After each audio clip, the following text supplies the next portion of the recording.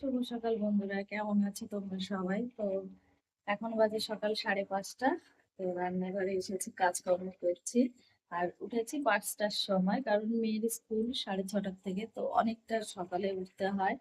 তো তার জন্য, তো ওর জন্য এই যে টিফিন বানাতে চলে এসেছি। তো দেখো, এখানে বানাচ্ছি আলুর তরকারি। তো এইটা খেতে ভীষণ পছন্দ করে। আর এইদিকে দেখো, এইদিকে আটা বের করে রেখেছি, এখনো মাখা হয়নি, এখন মাখবো। প্রত্যেকদিন সকালে কি টিফিন দেব খুঁজে পাই না। তো বেশিরভাগটাই আমি ওকে রুটি দেওয়ার চেষ্টা করি, আর অন্য কিছু সেরকম দিই না। তো রুটিটা দিলে ওকে এই আলুর তরকারিটা দিতেই হয়, তো তার জন্য বানাচ্ছি। তো চলো আগে রান্না বান্না করে নিই, নাহলে অনেকটা লেট হয়ে যাবে। ও আরো এইদিকে দেখো,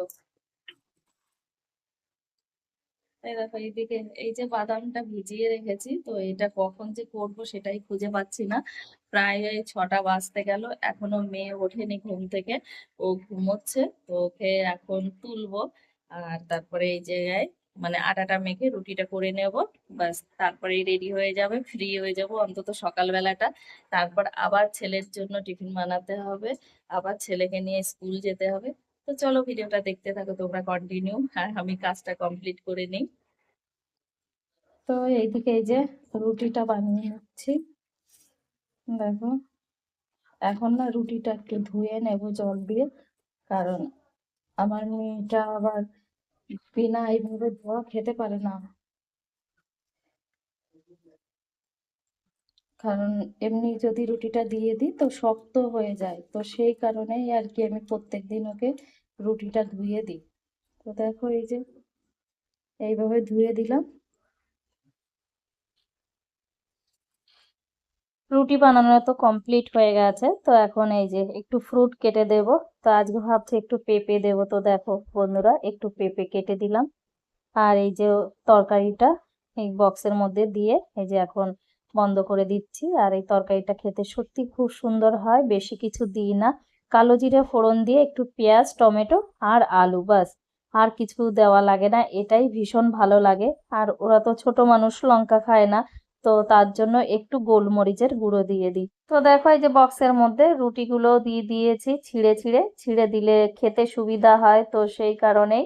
আর দেখো কাণ্ড, একটা চামচ নিয়েছি, তো সেটা মোটে বসতেই চাইছে না ওর মধ্যে। যা হোক, অনেক কষ্ট করে চামচটাকে এই যে বক্সের মধ্যে বসিয়ে দিলাম। আর এখন এই যে পেঁপের বক্সটা বন্ধ করে দিচ্ছি।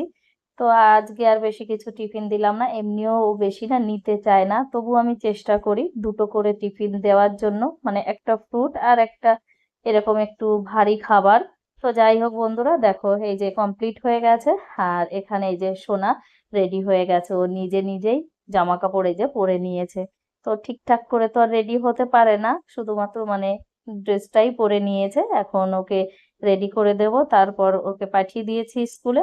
এখনো হলো দুপুর টাইম, তো তোমাদের দাদা ভাই দেখো চিংড়ি মাছ এনেছে, তো তো সেটাই এই যে পরিষ্কার করছে এখন বসে বসে। কারণ আমার অনেক কাজ রয়েছে, খুব ব্যস্ত আছি, তো এটা পরিষ্কার করতে গেলে অনেকটাই সময় লাগবে। তো সেই জন্য তোমাদের দাদা ভাই আমাকে একটু হেল্প করে দিচ্ছে। তো যাই হোক বন্ধুরা, মাছ তো ধোয়া কমপ্লিট হয়ে গেছে। এখানে আবার এই যে দুই ছেলে মেয়ে ক্রিকেট খেলছে। আমার ছেলেটা ভীষণ দুষ্টু, দেখো কিভাবে খেলছে আর হাসছে। ওর দিদি এই যে বল ছুঁড়ে ছুঁড়ে মারছে, আর ওর সঙ্গে ওর পাপাও রয়েছে, মানে তিনজনা মিলে খুব মস্তি করছে। তো যাই হোক বন্ধুরা, দেখো এই যে রান্না কমপ্লিট হয়ে গেছে, চিংড়ি দিয়ে, আলু দিয়ে আর পটল দিয়ে রান্না করেছি। আর এদিকে করেছি কলমি শাক ভাজা। তো দেখো পুরো কমপ্লিট হয়ে গেছে। এখন দেখা হচ্ছে তোমাদের সঙ্গে সন্ধ্যার সময়। দেখো আমরা সবাই এসছি পার্কে, তো খুব গল্প করছে এই যে সবাই, আর একটু জুস পার্টি চলছে, তো সেটাই। আর এখানে বাচ্চাগুলো এই যে জুস খাচ্ছে আর খুব আনন্দ করছে। তো আজকের ভিডিওটা এই পর্যন্ত, ভালো লাগলে একটা লাইক, শেয়ার, কমেন্ট আর সাবস্ক্রাইব করে দিও চ্যানেলটিতে।